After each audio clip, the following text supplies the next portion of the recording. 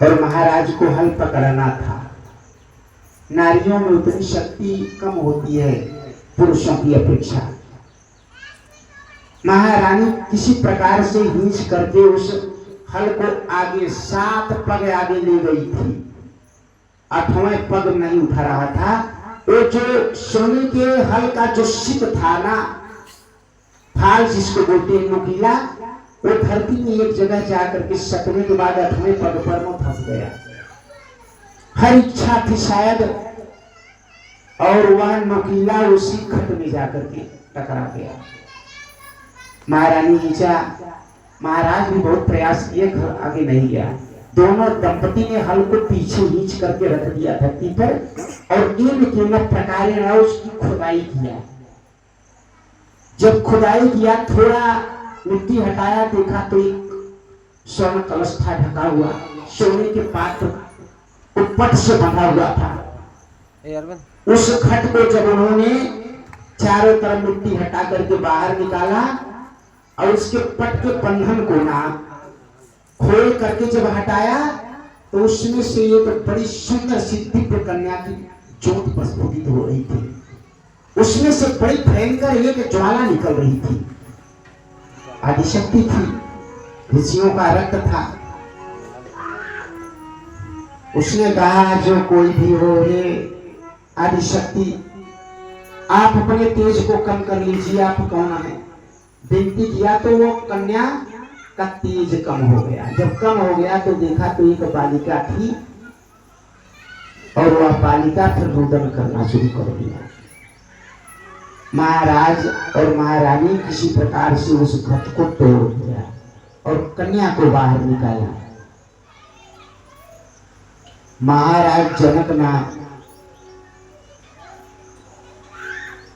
एक माता सुनैना के गर्भ से 2 संतानें उत्पन्न हुई थी। एक बड़ा पुत्र था जिसका नाम था लक्ष्मी निधि, और एक कन्या थी, उनके गर्भ से जन्मी हुई।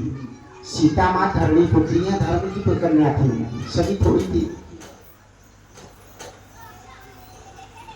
जो कन्या थी परम साध्वी वो भी थी, उसका नाम था उर्मिला।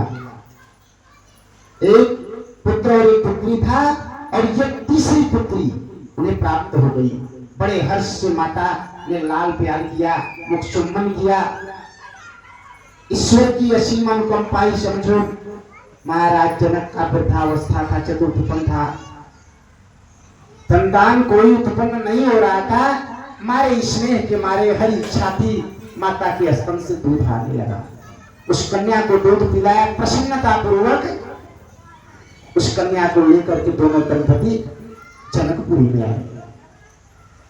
जब आते हैं ना, तो जैसे ही चरण राजधानी में पड़ता है ना, इंद्र की असीम अनुकंपा होती। भीषण बलाहट, बलाहट माने बादल होता है, बादलों का समूह गड़गड़ाने लगता है, बिजलियां चमकने लगती हैं, और घनघोर वर्षा होती है। सारी धरती ना जल से आप्लावित हो जाती है, डूब जाती है, सारी प्रजा मग्न हो जाती है।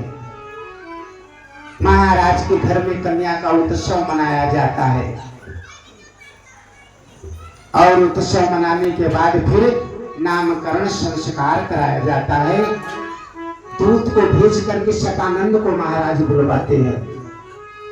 उन्होंने कहा, आपकी कृपा से हरकर्षण यज्ञ से मेरी प्रजा खुशी हुई है, और यह कन्या मुझे मिली। हे मनेन्द्र, यह आदिशक्ति के लक्षण दर्शाती है।